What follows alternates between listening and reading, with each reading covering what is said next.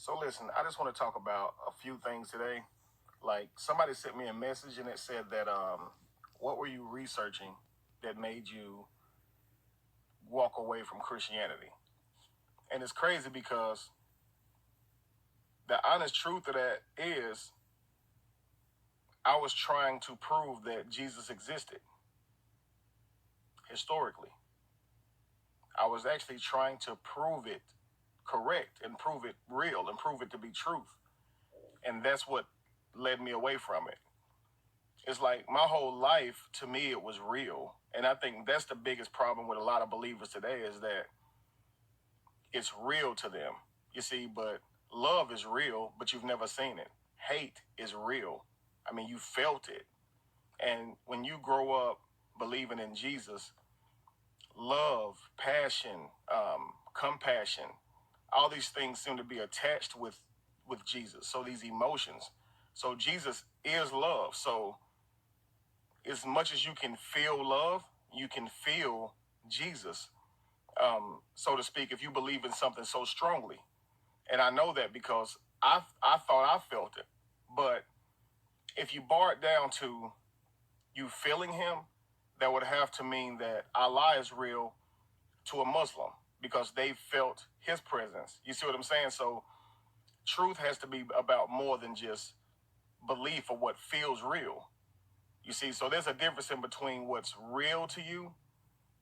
For example, let's just say if anybody has ever had suspected like their spouse is cheating on them, and to you it's so real, like you just know they are, and it ends up that they weren't, and it's like that thing was so real to you that it's hard to even let it go. Even once you realize that it never happened, it's still hard to let go because you just felt it so strongly. You see what I'm saying? And even now, probably, or even a while after that, you had to continue to remind yourself that it didn't actually happen. You see what I'm saying? So you can believe something for so long and so strongly that it is real to you.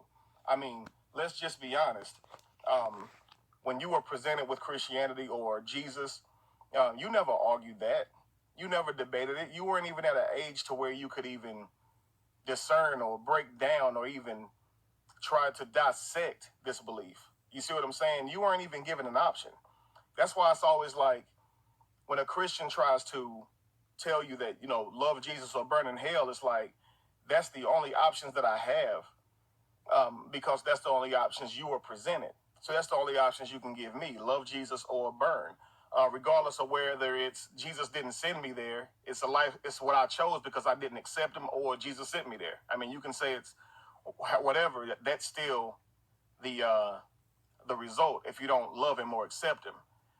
But when you were presented with your options, and that was love Jesus or burn in hell, you weren't also presented with the fact that there were 4,200 religions.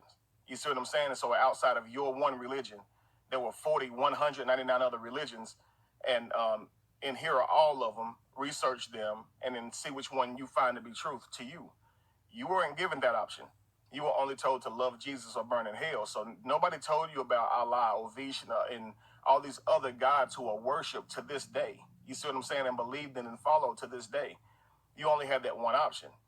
So of course that's going to be what's real to you. I mean, I've had people tell me, Kevin, I had an experience, and it's not even church or Bible or nothing like that. I know Jesus is real because I had an experience. But if that's true, then Allah is real because a Muslim had an experience. You see what I'm saying? Like, you can't say to a child with his belly swollen from hunger and say this to them: I know Jesus is real because when I was hungry, he fed me. Or I know Jesus is real because he always kept food on my table. And then what does that say to that child who's practically dying right in front of you from hunger? So that means he's not real because he didn't put food on my table.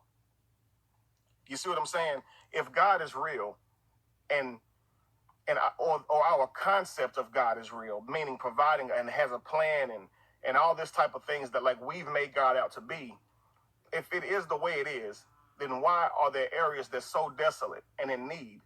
What's the mission for them? Because it's not to make them better, because some of them die before they even reach 5 years old. So it's not like there's a mission to make them better people. You see what I'm saying? I'm not even going to get into that because that's not even, what this actual video was about. What it's about though is